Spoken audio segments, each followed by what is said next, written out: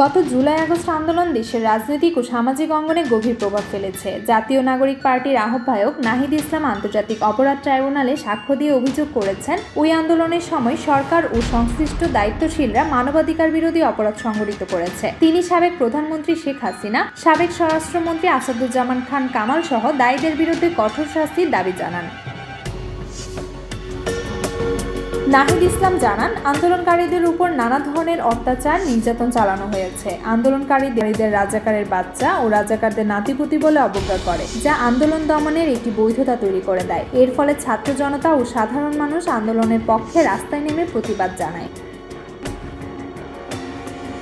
তবে সরকার ও তার মদতপুষ্ট সন্ত্রাসীরা আন্দোলন দমন করতে বিভিন্ন পদ্ধতি অবলম্বন করে। পুলিশ ও সন্ত্রাসীরা নির্বিচার গুলি চালিয়ে বহু মানুষকে নিহত ও আহত করেন। ইন্টারনেট সংযোগ বন্ধ করে দেওয়া হয়, যা তথ্য ও যোগাযোগের স্বাধীনতাকে ব্যাহত করে।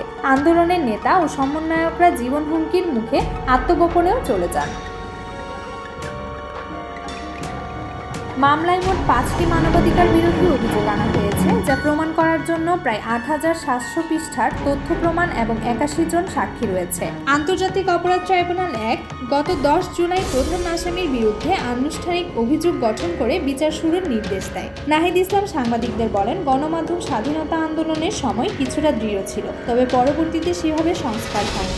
তিনি বলেন, গণমাধ্যমের স্বাধীনতা নিশ্চিত করতে এখনো অনেক কাজ বাকি।